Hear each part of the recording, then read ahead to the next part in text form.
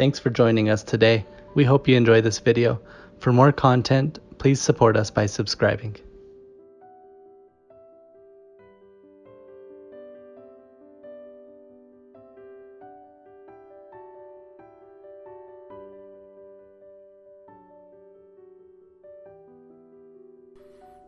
Welcome to Brother Miller's Notes.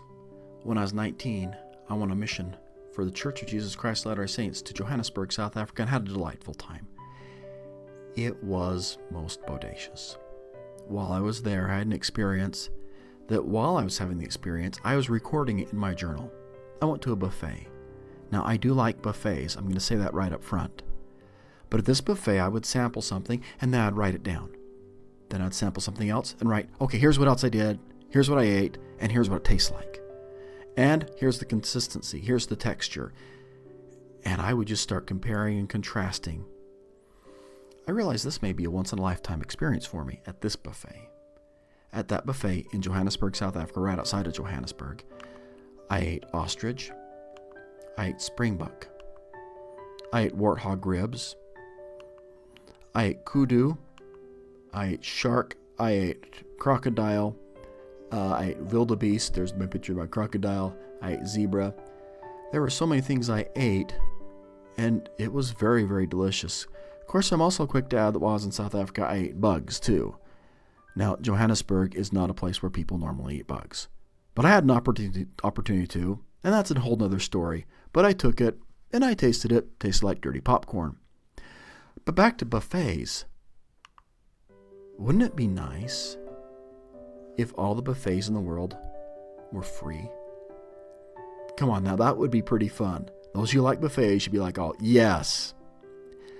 I thought of buffets this week as I read this verse.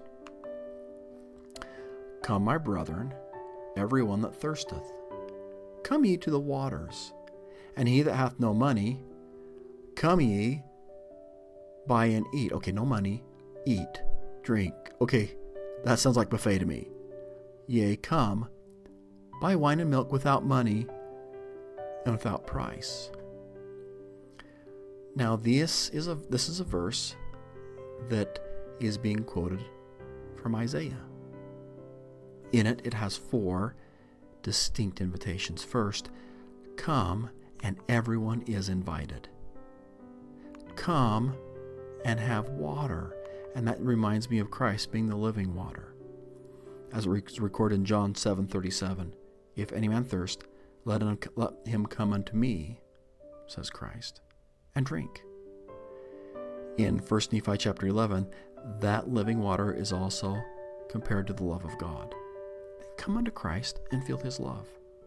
If you're thirsty, you want, just like we all do, the living water. You don't have to thirst again. Come to Christ. Fourth come is come, and this is the buffet, eat. Come, and you have wine and milk. And I put up here, you've got the idea, it's in red. Hey, there's no money needed. Without money, and without, if you didn't get it quite right, without price. But then there's one other thing in there that I kind of caught my attention. There's things in there you have to buy. And I guess as I started contemplating all that, I remembered a book that I read once. Okay, you can see it in the camera. If not, here's a better picture. Dietrich Bonhoeffer was a pastor living in Germany. And as the Nazis took power, he decided to write this book that says there is a cost to discipleship. There is a price to be paid. It's not one with money. It's not one that you have to fork out your checkbook for, pull out a Visa, use your MasterCard on. He is saying there is a cost to being a disciple. For example, in the book, he encourages us to know that Christ said, ye are a light on a hill, city that cannot be hid. But he says there's a cost to that. Being a light on a hill, you're visible. Maybe you're a little exposed. people will see you and know you. Yeah, you're doing what a disciple of Christ would do. You're following him. But maybe the cost there is that you're seen. That's kind of the whole book. Just so you know kind of the rest of the story, he is found guilty of aiding a conspiracy to get rid of Adolf Hitler in 1945. And one of Hitler's last decisions, because he was furious when he found out, he ordered all the conspirators first to have a trial and then to be hung. And in probably Nazi Germany fashion, they were tried, no records were found, no defense was made. They were tried, they were all found guilty, and they were hung 2 weeks before the Allies liberated the camp where he was being held. One of his quotes that I love, Dietrich Bonhoeffer said this: "Salvation is free, but discipleship will cost you your life." When I read that, I remember thinking, I wonder if he knew that the end of his discipleship, as he stood for something, would end up costing him his life. The next verse, quoted from Isaiah, is quoted a little bit different in the Book of Mormon. But here it is: "Wherefore do not spend money for that which is of no worth, nor your labor for that which you cannot satisfy." Things in the little brackets, just so you know, are phrases that are included in the Book of Mormon, but not exactly that way in the Bible version of Isaiah. "So let your labor for that which cannot satisfy, hearken diligently unto me, and remember the words which I have spoken, and come unto the Holy One of Israel, and feast upon that which perisheth not, neither can be corrupted. Buffets come and go, but Christ is forever. And let your soul delight in fatness." Isaiah's next verse, on the right side of the screen, verse 3, is "Incline your ear and come unto me, hear, and your soul shall live, and I will make an everlasting covenant with you, even the sure mercies of David." 2 Nephi 9 is, "Behold, my beloved brethren, remember the words of your God, pray unto him continually day by day, and give thanks unto his holy name by night. Let your hearts rejoice, and behold how great the covenants of the Lord." The buffet really comes as a result of making a covenant with God.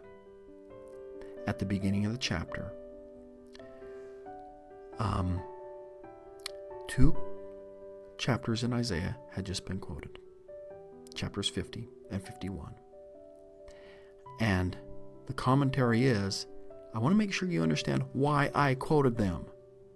And Jacob's going to say, "And now, my beloved brethren, I have read these things," Isaiah 50 and 51, "that you know concerning the covenants of the Lord."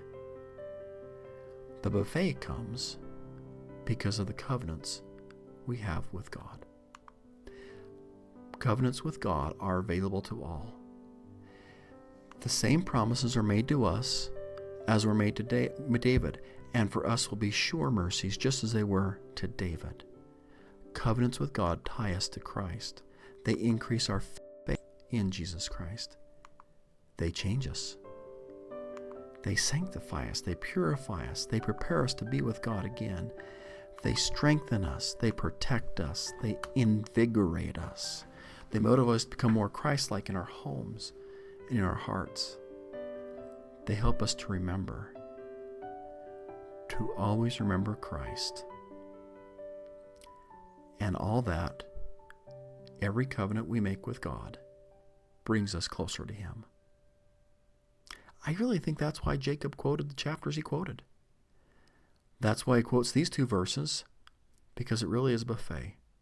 Making a covenant with God isn't something that costs you money, but it is a variety of blessings. Every taste you get, you realize this is wonderful. No need out of your pocket. But God is always willing to bless you with His covenants. I'd invite you, consider making and keeping and remembering covenants with God. It'll bless your life. It'll bless your family. It'll bless your homes. Hope you have a great day. Just so you know, this is all about Isaiah 55, 1 and 2, as quoted in 2 Nephi chapter 9. If you want a verse-by-verse commentary, you're welcome to go to brotherrmiller.wordpress.com. That's where I'm putting up my commentary on the Isaiah chapters in the Book of Mormon, and quite frankly, every chapter in Isaiah as well. Have a great day. Bye.